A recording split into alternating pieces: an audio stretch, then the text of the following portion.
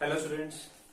Last class हम लोगों ने जो है अपना ऑर्डर ऑफ रिएक्शन को समझा था कि ऑर्डर ऑफ रिएक्शन क्या चीज होती है, और उस पर बेस्ड हमने रिएक्शंस को क्लासिफाई किया था कि जो रिएक्शंस हैं वो कितनी तरह की हो सकती हैं। तो उसमें सबसे पहले हमने वो रिएक्शंस देखी थी जिनका ऑर्डर जीरो है। जीरो ऑर्डर रिएक्शन हम किसे बोलते हैं? जहां पर जो रेट ऑफ रिएक्शन है वो कॉन्सेंट्रेशन के ऊपर डिपेंड नहीं करता है, यानी कि कॉन्सेंट्रेशन को आप जितना मर्जी बदलते जाइए, जो आपका रेट है उस पर कोई भी फर्क नहीं पड़ने वाला है।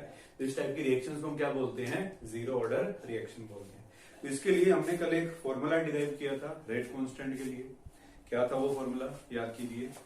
देखिए, रेट कांस्टेंट का formula for zero order reaction हम लोगों ने कल डिराइव किया था C0 minus C by T। ठीक है, जहां पर C0 क्या है? C0 is the initial concentration, C is the concentration at time t, T is the time and K is the rate constant। तो ये फॉर्मूला हमने कल डिराइव किया था। ठीक है, अब इसी फॉर्मूले पे कुछ और हम बातें करेंगे। एक जो भी हम टाइप ऑफ रिएक्शन पढ़ेंगे यहाँ पर, zero order, first order, second order, और उन सभी में हमें एक चीज कैलकुलेट करनी है, दैट इज हाफ लाइफ। क्या होती है हाफ लाइफ? देखो, नाम से ही पता लग रहा है हाफ लाइफ का मतलब क्या है? आधी जिंदगी। ठीक है, आधी जिंदगी। यहां पर हम रिएक्शन से डील कर रहे हैं, तो आधी जिंदगी का मतलब क्या है? रिएक्शन की आधी जिंदगी, यानी कि रिएक्शन को हाफ होने में जितना टाइम लगता है उसको क्या बोलते हैं हम? रिएक्शन की हाफ लाइफ, जिसको हम किससे रिप्रेजेंट करते हैं? हाफ लाइफ को हम T के पैर में हाफ लगा करके इससे रिप्रेजेंट करते हैं। ठीक है, तो हाफ लाइफ को पहली बार तो इससे रिप्रेजेंट करेंगे।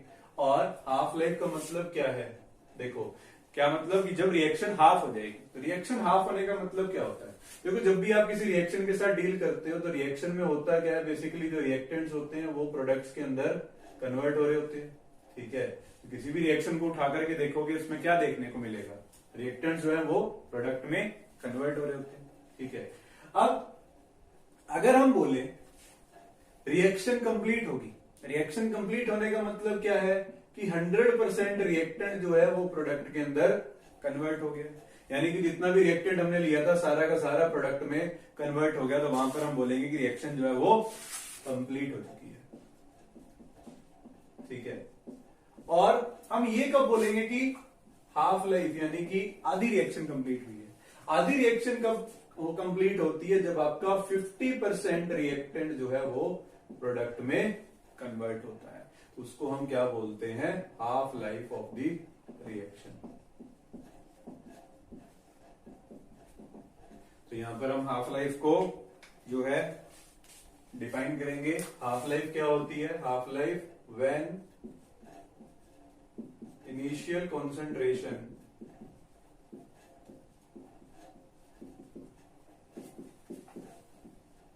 of the reactant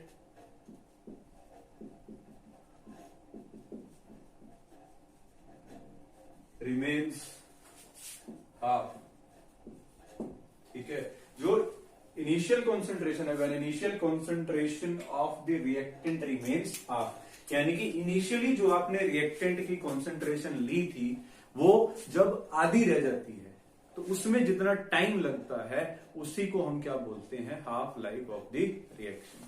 ठीक है, या फिर आप बोल सकते हो when initial concentration of the reactant remains half, जब इनिशियल कंसेंट्रेशन आधी रह जाती है उस टाइम पर जो टाइम होता है उसी को हम क्या बोलते हैं? Half life. ठीक है, अब हाफ लाइफ का भी मैं एक फॉर्मूला यहां पर डिराइव करूंगा इसी फॉर्मूले की हेल्प से जो हमने पहले जीरो ऑर्डर के लिए रेट कांस्टेंट का फॉर्मूला बनाया। ठीक है, तो कैसे ये करेंगे? देखिए, हमने क्या बोला कि जब टाइम जो है वो T हाफ होता है, यानी कि हाफ लाइफ होती है, उस टाइम पर जो कॉन्सेंट्रेशन है, उस टाइम पर जो कॉन्सेंट्रेशन होती है वो इनिशियल की क्या होती है? आधी होती है। ये बात बोली ना, when initial concentration of the reactant remains half. ठीक है, यानी कि उस टाइम पे जो भी कॉन्सेंट्रेशन होगी वो इनिशियल कॉन्सेंट्रेशन की क्या होगी?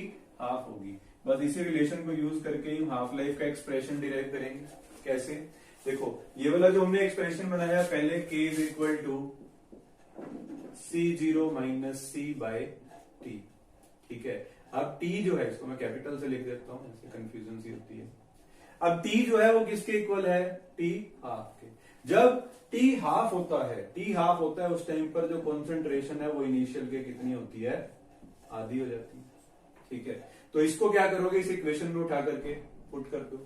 तो यहां पर अगर मैं इसको पुट कर दूं तो क्या रिलेशन बनेगा, k is equal to C0 minus C0 by 2 divided by T half. बोलो हो जाएगा, क्या किया हमने, इस C की जगह पर C0 बाई 2 को पुट किया है और उसी किया, ठीक है। अब क्या करेंगे, टी हाफ को इधर ले लेंगे, T half is equal to C0 minus C0 by 2 था यहां पर, और डिवाइडेड बाई क्या है, k, ठीक है। k को चाहे एक बार आप उधर ही रहने दीजिए, ठीक है। अब यहां पे इसको सोल्व करना है तो क्या करेंगे, 2 एलसीएम ले लो, और इसको सोल्व करोगे तो क्या बन जाएगा, 2C0 माइनस C0, 2C0 में से C0 माइनस करोगे तो क्या बचेगा, C0 बाय 2 आ गई, ठीक है। और इधर क्या है, k t हाफ। तो t हाफ जो है, t हाफ किसके इक्वल हो जाएगा, C0 बाय में 2k के। तो t हाफ क्या है, half life, C0 is the initial concentration and k is the rate constant, ठीक है। तो यहाँ पर जो हाफ लाइफ है उसके लिए एक्सप्रेशन हमारे पास ये बन जाता है। तो ये बहुत ही इंपॉर्टेंट फॉर्मूलाज हैं, इनको आपको याद रखना है। ये हम न्यूमेरिकल जब सोल्व करेंगे तो वहां पर इन फॉर्मूलाज का यूज करेंगे। तो एक तो ये वाला फॉर्मूला हो गया, एक ये वाला फॉर्मूला हो गया, और तीसरी चीज जो है वो हाफ लाइफ को समझना है आपने कि हाफ लाइफ होती क्या है, ठीक है। तो यहाँ पर ये दोनों फॉर्मूलाज आप याद रखेंगे। हाफ लाइफ के लिए जो है टी हाफ का फॉर्मूला वो क्या है, और दूसरा जो है रेट कांस्टेंट का क्या फॉर्मूला होता है, ठीक है। तो इसको नोट करेंगे यहाँ पर, फिर हम आगे कुछ और चीजें देखते हैं।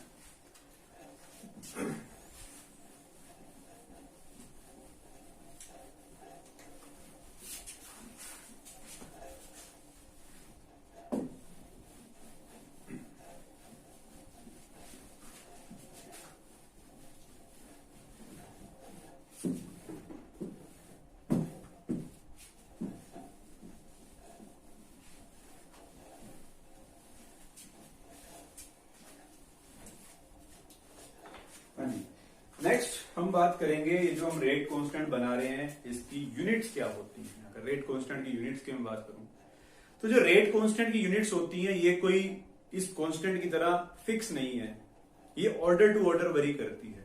रिएक्शन का ऑर्डर क्या है उसके ऊपर डिपेंड करती है रेट कांस्टेंट की यूनिट, ठीक है। तो रेट कांस्टेंट की यूनिट बताने से पहले मैं आपको रेट ऑफ रिएक्शन की यूनिट बताऊंगा, वो क्या है। देखिए सबसे पहली चीज, जो रेट ऑफ रिएक्शन होता है, रेट ऑफ रिएक्शन को हमने क्या रिप्रेजेंट किया था, सबसे पहले रिएक्शन की स्टार्टिंग में जाइए और याद कीजिए रेट ऑफ रिएक्शन क्या हमने डिफाइन किया था, concentration, change in concentration with respect to time, यही बनाया था हमने रेट ऑफ रिएक्शन का फॉर्मूला, ठीक है। और जो कॉन्सेंट्रेशन होती है, कॉन्सेंट्रेशन की यूनिट्स क्या होती हैं, मोल लीटर इनवर्स, और टाइम की यूनिट लेंगे हम यहां पर सेकेंड, ठीक है। तो जो हमारा रेट ऑफ रिएक्शन है आर, इसको हम कैसे रिप्रेजेंट करेंगे, इसकी जो यूनिट्स होती हैं रेट ऑफ रिएक्शन की वो क्या हो जाएंगी, mole litre inverse second inverse. So these are the units of rate of reaction.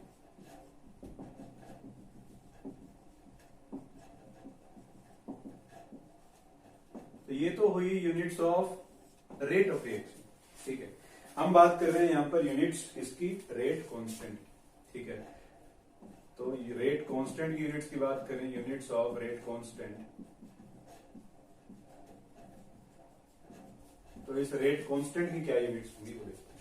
देखिए एक चीज याद करो, लॉ ऑफ मास एक्शन हमने क्या पढ़ा था, लॉ ऑफ मास एक्शन क्या था, इसमें हम लिखते थे रेट इज इक्वल टू के। जैसे कि मान लो ये आपके पास कोई जनरल रिएक्शन है, ए गिव्स आउट प्रोडक्ट, इसमें जो रिएक्टेंट है वो आपका ए है, रेट इज इक्वल टू के। यहां पर हम लिखते हैं concentration raise to the power, इसकी रेज टू दी पावर हम किसको करते हैं, इसका ऑर्डर, ये जो एक्स यहां पर लिखा है एक्स क्या है, ऑर्डर ऑफ रिएक्शन, ठीक है। तो इस एक्सप्रेशन को यूज करके अगर मैं इस रेट कांस्टेंट की वैल्यू निकालू, इसकी यूनिट्स निकालूंगा, तो इस रेट कांस्टेंट की जब भी मैं यूनिट्स निकालने जाऊंगा तो ये ऑर्डर ऑफ रिएक्शन बीच में है, ठीक है। यानी कि ऑर्डर ऑफ रिएक्शन को अगर चेंज करोगे तो रेट कांस्टेंट की यूनिट्स भी क्या हो जाएंगी, चेंज हो जाएंगी। ठीक है, तो यहां पर अगर मैं जीरो ऑर्डर ऑफ रिएक्शन की बात करूं तो जीरो ऑर्डर ऑफ रिएक्शन में क्या करूंगा, इस एक्स की जगह पे मैं जीरो पुट कर दूंगा, फिर देखूंगा रेट कांस्टेंट की यूनिट्स क्या है। अगर फर्स्ट ऑर्डर रिएक्शन के लिए देखना है तो यहां पर ऑर्डर ऑफ रिएक्शन की जगह पर मैं 1 पुट कर दूंगा और देखूंगा यूनिट्स क्या है। सेकंड ऑर्डर के लिए देखना है तो यहां पर मैं 2 पुट करूंगा और देखूंगा इस रेट कांस्टेंट की यूनिट्स क्या है। क्योंकि यहां पर जो भी आप रिएक्टेंट लोगे इसकी यूनिट्स अगर मैं यहां पर लिखूंगा तो वो कॉन्सेंट्रेशन इसकी है तो मोल लीटर इनवर्स होगी। अब मोल लीटर इनवर्स की पावर 0 करो, 1 करो, 2 करो तो ऑब्वियसली इसकी यूनिट्स पे फर्क पड़ेगा, डेफिनेटली पड़ेगा। ठीक, अब अगर हम बात कर रहे हैं यहां पर यूनिट्स कौन से ऑर्डर के लिए, जीरो ऑर्डर ऑफ रिएक्शन हम अभी तक स्टडी कर रहे हैं, तो जीरो ऑर्डर ऑफ रिएक्शन में एक्स की वैल्यू क्या है, 0 है। तो if order is 0 then this x will be equal to 0। तो यहां पर रेट जो है, रेट की यूनिट क्या है, अभी अभी हमने निकाल ली, mole litre inverse second inverse will be equal to k a to the power 0। किसी भी चीज की पावर 0 करोगे, या फिर अगर इस कॉन्सेंट्रेशन को मैं यहां पर लिख ही लू, a क्या है, इसकी कॉन्सेंट्रेशन, तो कॉन्सेंट्रेशन की यूनिट्स क्या होती है हमारे पास, मोल लीटर इनवर्स, बट इसके ऊपर क्या लिखा हुआ है, 0। तो जिस किसी की भी पावर 0 कर दोगे तो वो किसके इक्वल हो जाएगा, 0 के इक्वल। तो यहां पर k जो है, k रेट कांस्टेंट की यूनिट्स क्या आ जाएंगी, वही यूनिट्स जो हमारे रेट ऑफ रिएक्शन की होती हैं। जीरो ऑर्डर ऑफ रिएक्शन के लिए रेट कांस्टेंट की यूनिट्स वही बन जाती है। ठीक है, बात समझ में आ गई कि जो यूनिट्स हैं रेट कांस्टेंट की, कुछ ये वाला एक्सप्रेशन यूज करके हम कैलकुलेट करते हैं। ठीक है, इसके बाद मैं आपको एक शॉर्ट ट्रिक भी बताऊंगा इसके लिए कि यूनिट्स ऑफ रिएक्शन जो है उसको हम, एक ही फॉर्मूला है उससे सभी के सभी ऑर्डर की जो है यूनिट्स आप निकाल सकते हो, बट वो सीखने से पहले आपको बेसिक पता होना चाहिए कि ये कैसे बनाई जाती है। तो इसीलिए पहले आप बेसिक समझ लीजिए, बाद में हम देखेंगे कि जो यूनिट्स ऑफ रिएक्शन है वो सभी, एक फॉर्मूला आपको याद करना होगा, उससे आप जीरो ऑर्डर की, फर्स्ट ऑर्डर की, सेकंड ऑर्डर की सभी की निकाल पाओगे। और अगर वो भूल भी जाते हो तो ये तो एक्सप्रेशन आपके पास है ही, आपको क्या करना है, यहाँ पर अगर इसकी पावर 1 कर दोगे तो फर्स्ट ऑर्डर की यूनिट्स निकल आएगी, 2 कर दोगे तो मतलब यहाँ पर जहां पर हमने 0 पुट किया है, अगर फर्स्ट ऑर्डर की यूनिट्स निकालनी है रेट कांस्टेंट की तो क्या करोगे, 0 की जगह 1 रख दोगे और निकाल लोगे। सेकंड ऑर्डर की निकालनी है तो 2 रख दोगे और निकाल लोगे। ठीक है, तो इस तरीके से हम कैलकुलेट करेंगे इसकी यूनिट्स को। नेक्स्ट जो है, इसके बाद हम बात करेंगे कुछ ग्राफ्स की, कुछ इंपॉर्टेंट ग्राफ्स हमारे और zero order reaction, first order, second order सबके लिए पढ़ने हैं। तो फिलहाल हम पहले जीरो ऑर्डर ऑफ रिएक्शन के लिए कुछ ग्राफिकल रिप्रेजेंटेशन की बात करेंगे। ठीक है, तो हेडिंग डालेंगे यहां पर सब इंपॉर्टेंट ग्राफ्स। ठीक है, तो अभी फिलहाल सिर्फ मैं जीरो ऑर्डर के लिए बता रहा हूं, फर्स्ट ऑर्डर, सेकंड ऑर्डर उनके लिए भी हमने करने हैं। ठीक है, तो पहले हम जीरो ऑर्डर के लिए देख लेंगे। तो सबसे पहला ग्राफ मैं यहां पर बनाने वाला हूं, इसको थोड़ा छोटा,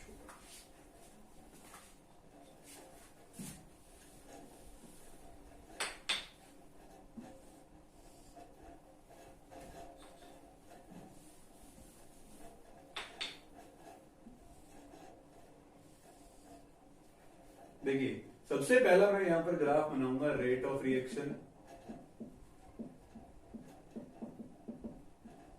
या जिसको मैं सीधा आर से भी डिनोट कर सकता था, रेट ऑफ रिएक्शन और कॉन्सेंट्रेशन के साथ। देखो रेट ऑफ रिएक्शन और कॉन्सेंट्रेशन के साथ अगर हम ग्राफ बनाते हैं, और किसके लिए बना रहे हैं हम, फॉर जीरो ऑर्डर रिएक्शन। ठीक है, तो जीरो ऑर्डर रिएक्शन के लिए आप यहां पर ग्राफ बना रहे हो, किस किसके अलोंग, वाई एक्सिस पर आपने लिए रेट ऑफ रिएक्शन और एक्स एक्सिस पर लिया हमने कॉन्सेंट्रेशन। तो देखो जीरो ऑर्डर रिएक्शन की अगर आप डेफिनेशन पर जाओ फिर से, तो उसकी डेफिनेशन को हमने क्या पढ़ा था कि जीरो ऑर्डर रिएक्शन कौन सी होती है, जहां पर रेट ऑफ रिएक्शन जो है वो कॉन्सेंट्रेशन के ऊपर डिपेंड नहीं करता है। यानी कि आपका जो रिएक्टेंट है उसकी कॉन्सेंट्रेशन कितनी भी बढ़ा लीजिए, कितनी भी घटा लीजिए, उसका रेट ऑफ रिएक्शन पे कोई भी फर्क पड़ने वाला नहीं है। ठीक है, तो ये चीज हमने सीखी है, तो वहीं से इसका हम ग्राफ बनाएंगे। अगर रेट ऑफ रिएक्शन और कॉन्सेंट्रेशन के रिस्पेक्ट में आपसे ग्राफ पूछ रहा है तो रेट ऑफ रिएक्शन जो है वो कॉन्सेंट्रेशन की क्या है, इंडिपेंडेंट है। जितनी मर्जी कॉन्सेंट्रेशन बढ़ाओ घटाओ, जो रेट ऑफ रिएक्शन है वो क्या रहेगा, सेम रहेगा। तो इसका ग्राफ कुछ इस तरीके से बन जाएगा कि कॉन्सेंट्रेशन कितनी भी बढ़ाई जाओ, रेट ऑफ रिएक्शन तो फिक्स है।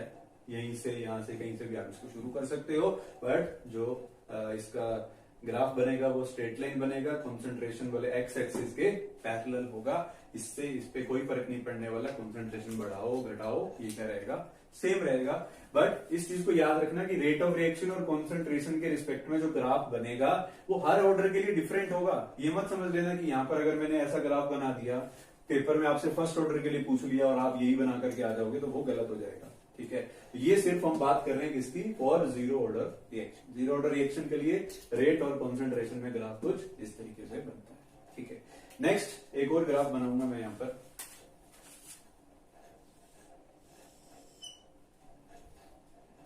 नेक्स्ट एक और ग्राफ बनाएंगे हम यहां पर कॉन्सेंट्रेशन और टाइम के रिस्पेक्ट। देखो कॉन्सेंट्रेशन और टाइम के रिस्पेक्ट में क्या कैसा ग्राफ बनेगा देखते हैं। देखिए, इस ग्राफ को बनाने के लिए हमें पहले एक रिलेशन बनाना पड़ेगा कि कॉन्सेंट्रेशन में और टाइम के बीच में रिलेशन क्या है। देखो उसके लिए हम क्या करेंगे, जो हमारा जीरो ऑर्डर का फॉर्मूला हमने बनाया है उसी को ही यूज करेंगे। तो जीरो ऑर्डर के लिए फॉर्मूला हमने क्या बनाया था, K is equals to C0 minus C by T। ठीक है, तो यहां पर C जो है, C है आपका y एक्सिस पे और T है x एक्सिस पे। तो यहां पर क्या करना है, आपको एक फॉर्मूला बनाना है, इस C और T के बीच में रिलेशन देखना है, क्या रिलेशन है। ठीक है, तो इसको रिलेशन बनाएंगे। यहां पर इस T को मैं क्या करूंगा, इसको इधर ले जाता हूं, KT is equal to C0 minus C। ठीक है, और अगर इस C को इधर ले जाएं या फिर इस C को इधर ले जाओ, KT को इधर ले आओ, C इधर आओ लेकर के आओगे तो KT plus C is equal to C0 हो जाएगा। ठीक है, और इस KT को अगर मैं इधर ले जाऊंगा तो क्या हो जाएगा, C is equal to C0 minus KT हो जाएगा। ठीक है, तो ये इक्वेशन बन रही है हमारे पास, और इक्वेशन क्या बन रही है, y is equal to C plus mx। अब देखो मैंने आपको ये 11th क्लास में सिखाया है कि जब equation y is equal to mx plus c होती है तो ग्राफ कैसा जाता है, स्ट्रेट लाइन बनता है। ठीक है, विद सम इंटरसेप्ट। इसका कुछ इंटरसेप्ट भी होता है, यानी कि कुछ हाइट से शुरू होगा और ग्राफ कैसा होगा, स्ट्रेट लाइन होगा।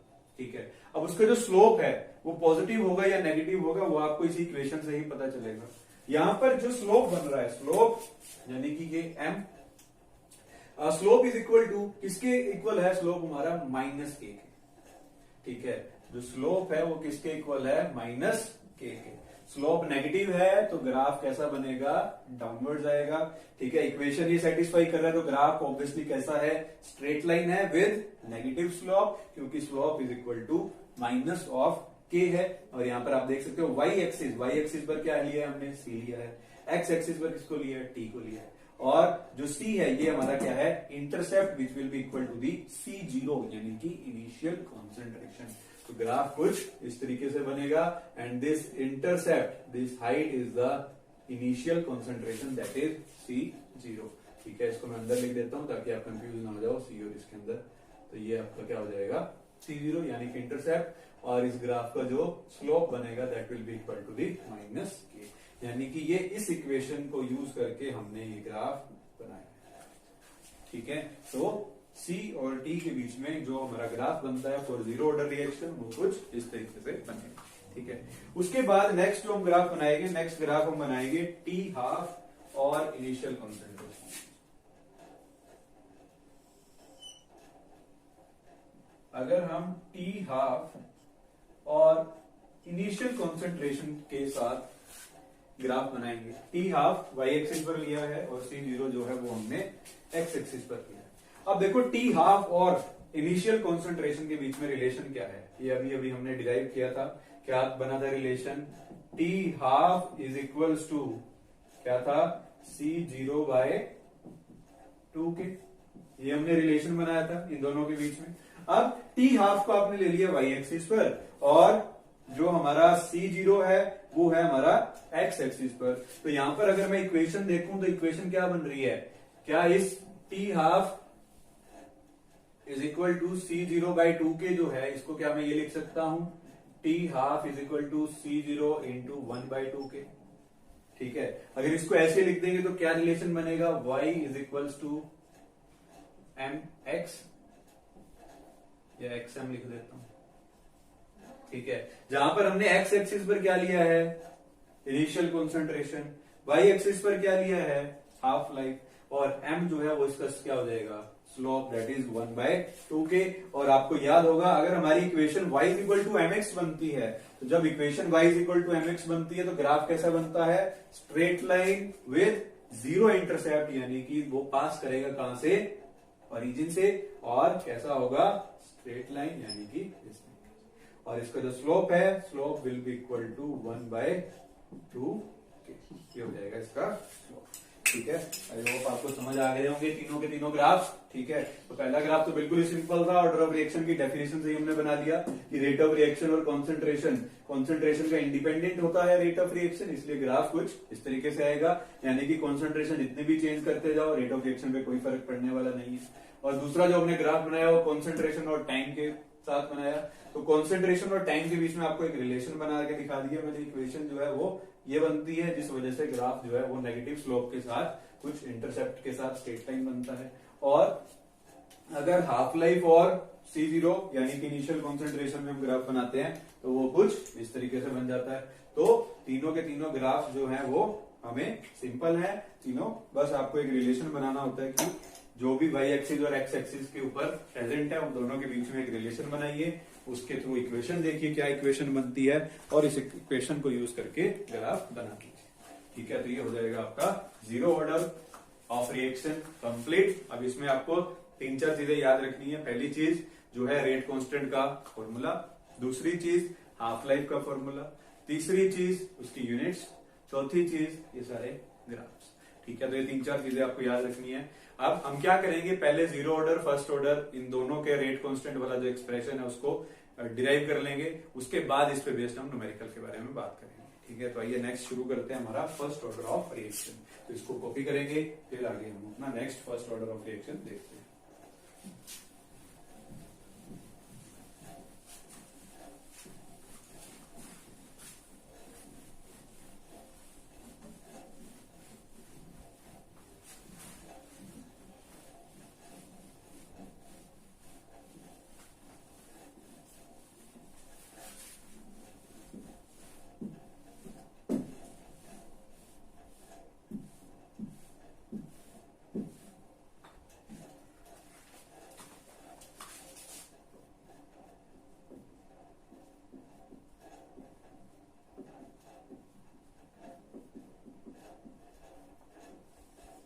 तो ये नेक्स्ट देखते हैं फर्स्ट ऑर्डर ऑफ रिएक्शन। देखो फर्स्ट ऑर्डर ऑफ रिएक्शन, अब यहां पर जो है अगर मैं लॉ ऑफ मास एक्शन यहां पर लिखता हूं तो रेट जो है rate is equals to k a to the power, अगर मतलब जैसे हमने ये कोई रिएक्शन लिखी, ये जो है यहां पर प्रोडक्ट बना रहा है, तो इसके लिए अगर मैं लॉ ऑफ मास एक्शन को यूज करूंगा, लॉ ऑफ मास एक्शन का एक्सप्रेशन इसमें क्या बनेगा, rate is equal to k a to the power, इसका ऑर्डर होता है, और ऑर्डर जो है वो यहां पर क्या है, फर्स्ट है।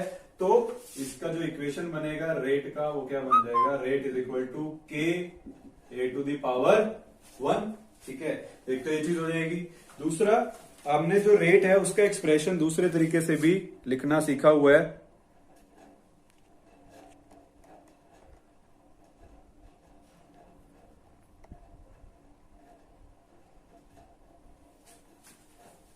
ठीक है। दूसरा एक्सप्रेशन हम कैसे लिखते हैं, जैसे कि हमारे पास कोई रिएक्शन है तो रेट ऑफ रिएक्शन हम उसका कैसे लिखते हैं, rate of reaction is equal to, अगर इस रिएक्टेंट के रिस्पेक्ट में मैं लिख रहा हूं तो इसकी जो कॉन्सेंट्रेशन है, change in concentration dc by dt, ऐसे लिखते हैं, ठीक है। तो जैसे हमने जीरो ऑर्डर ऑफ रिएक्शन के लिए रेट कांस्टेंट का एक्सप्रेशन डिराइव किया था, कुछ उसी तरीके से हम फर्स्ट ऑर्डर के लिए करेंगे। तो हमने देखा था कि रेट ऑफ रिएक्शन हम दो तरीके से लिख सकते हैं, एक तो रेट लॉ और दूसरा लॉ ऑफ मास एक्शन के थ्रू। ये हो गया आपका लॉ ऑफ मास एक्शन के थ्रू और ये हो गया आपका रेट लॉ के थ्रू। तो यहां पर मैं लिख देता हूं, ये है हमारा अकॉर्डिंग टू रेट लॉ, और ये जो हमने यहां पर लिखा this is according to the law of mass action.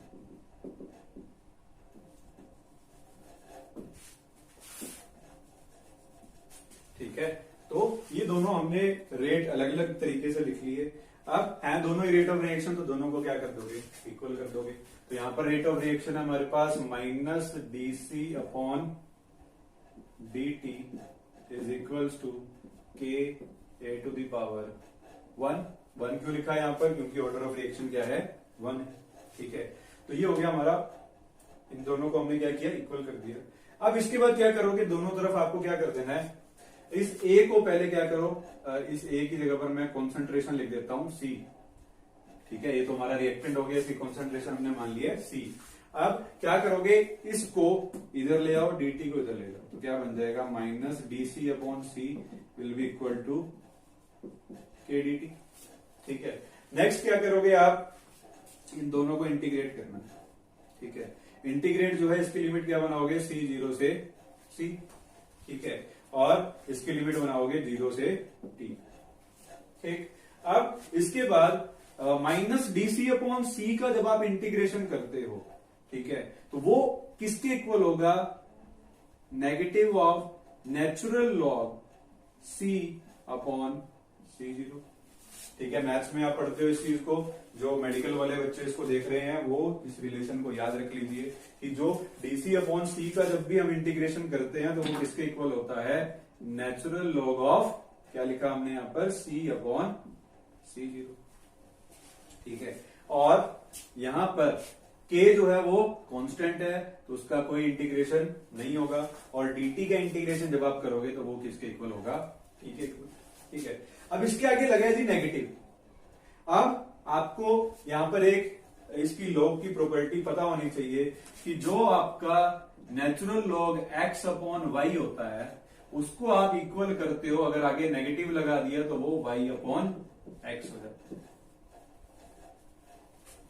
ठीक है, अगर नेगेटिव लगा दिया आगे तो ये जो है ऊपर नीचे हो जाएगा, न्यूमिनेटर डिनोमिनेटर बन जाएगा, और डिनोमिनेटर क्या है, न्यूमिनेटर बन जाएगा।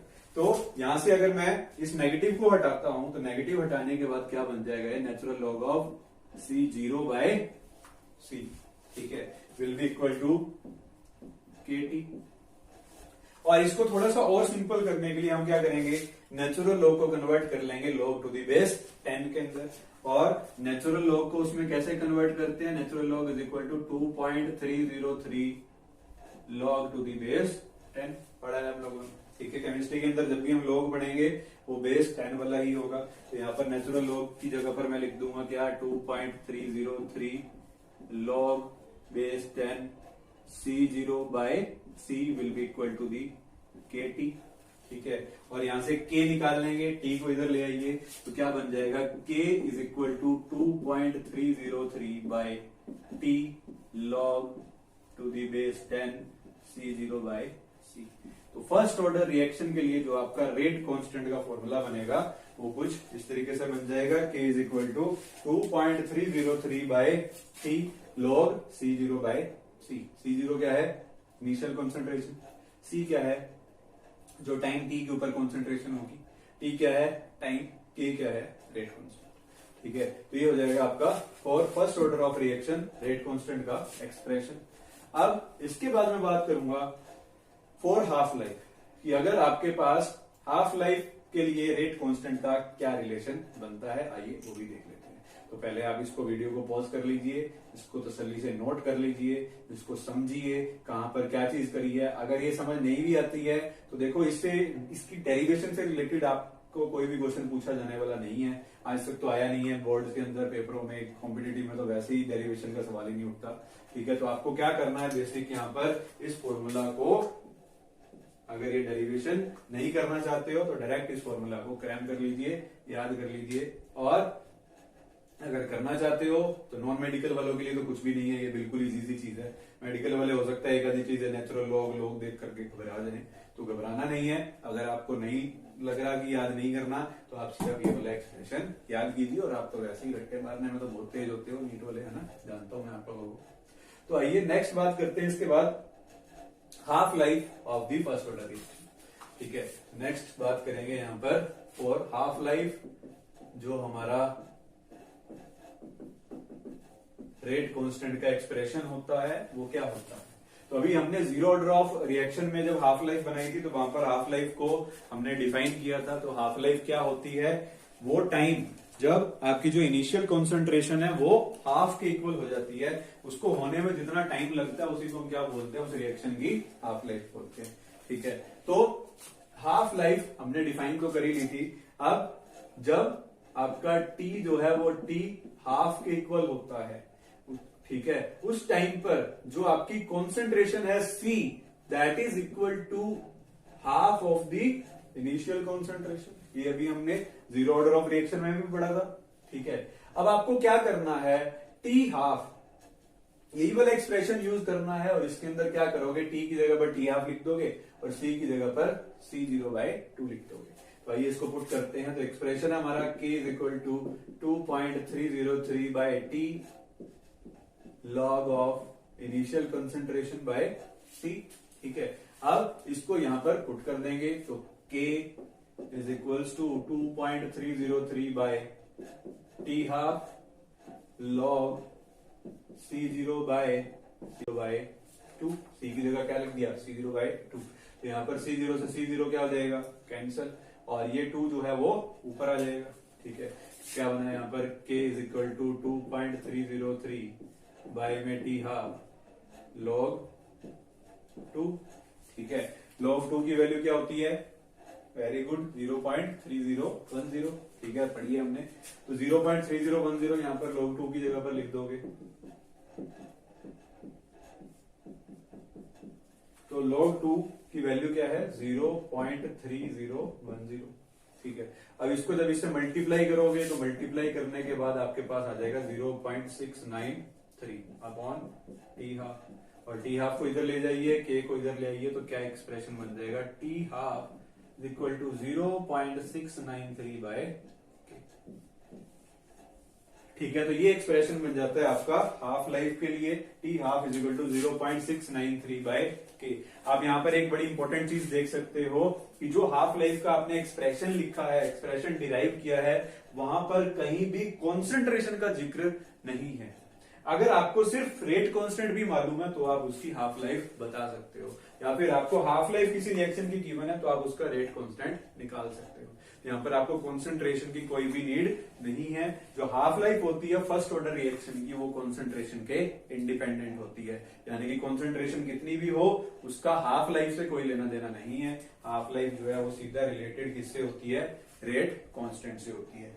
ठीक है, तो ये हो जाएगा आपका फर्स्ट ऑर्डर रिएक्शन का, एक तो ये वाला एक्सप्रेशन रेट कांस्टेंट का, और दूसरा जो है हाफ लाइफ के लिए हो जाएगा एक्सप्रेशन।